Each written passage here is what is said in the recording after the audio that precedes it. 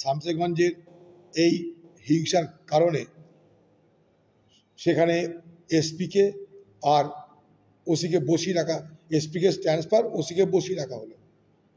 এখন কি করবে?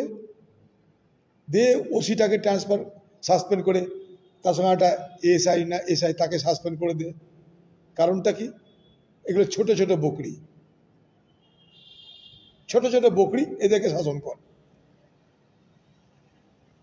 আমার প্রশ্ন প্রথম দিন থেকে আমি করেছি, ওখানকার ওসি, ওখানকার এসআই যাকে সাসপেন্ড করা হচ্ছে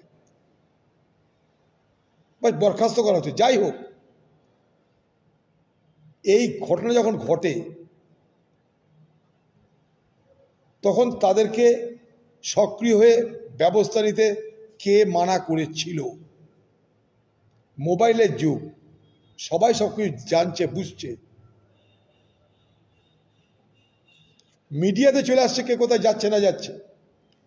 আর 5 থেকে 7 মিনিট দূরত্বের থানা, তারা জানে না? আমার প্রশ্ন, তাদেরকে মানাটা করলো কে? যে তোমরা এখন যেও না, নিষ্ক্রিয় থাকো। এই কাজটা কে করেছে? এই কাজটা করেছে স্থানীয় তৃণমূলের নেতারা।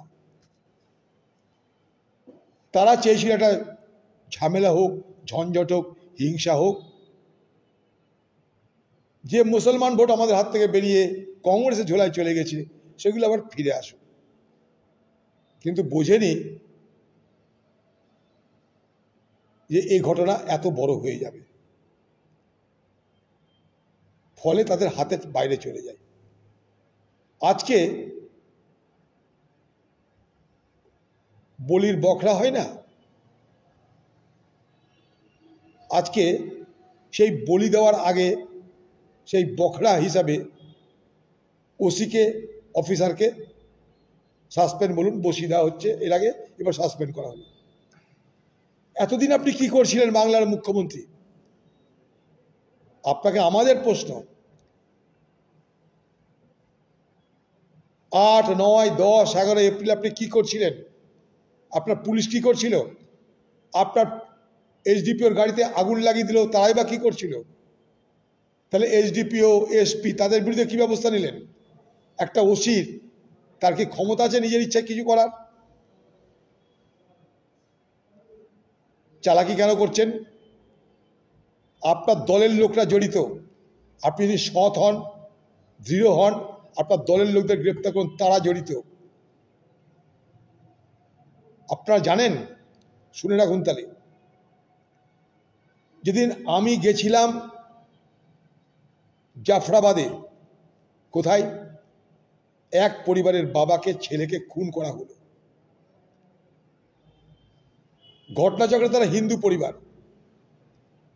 সেই একই দিনে আমি গেছিলাম সুতিতে, গুলিতে একজন মৃত্যু হয়েছে ঘটনাচক্রে, সে মুসলমান, নাম এজাজ আহমেদ। সুতিতে কিন্তু হিন্দু মুসলমান হলো না, হলো কোথায়? শামসেরগঞ্জে।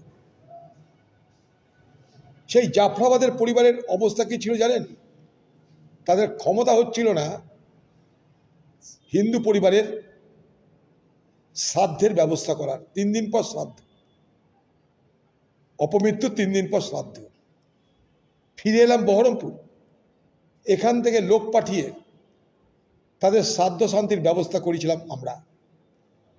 এবং আরও জানুন, ওখানে কংগ্রেস দলের যে মুসলিম নেতৃত্ব, তাকে আমি দায়িত্ব দিয়ে এসেছিলাম, এই হিন্দু পরিবারটার পাশে আপনাদের দাঁড়াতে হবে, প্রমাণ করতে হবে এখানকার মুসলমান সম্প্রদায়ের মানুষ তারা এই বিপদের দিনে হিন্দুর পাশে দাঁড়াচ্ছে।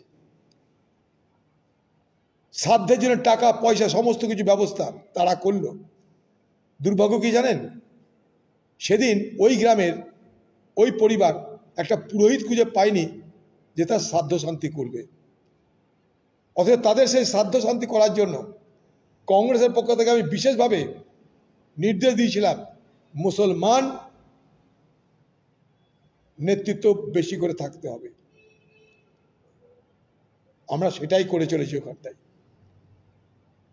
পুরোহিত খুঁজে পাওয়া যায়নি, কিন্তু অবস্থাটা বোঝার চেষ্টা করুন। গোটা গ্রাম বিএসএফ কেন্দ্রীয় বাহিনী, কিন্তু পুরোহিত খুঁজে পাওয়া যাচ্ছে না। আতঙ্কটা কোন লেভেলে ছিল? আতঙ্কটা কোন লেভেলে ছিল? পুলিশের গুলি খাওয়ার পরেও গুলিবিদ্ধ যারা হয়েছে তাদের ক্ষমতা হয়নি পুলিশকে বলার যে আপনাদের চালানো গুলিতে অসহায়ভাবে আমরা গুলিবিদ্ধ হয়েছি। একটা 11 বছরের ছেলে হসপিটালে, কিডনি চলে গেছে তার। এরকম 17 জন গুলিবিদ্ধ হয়েছে।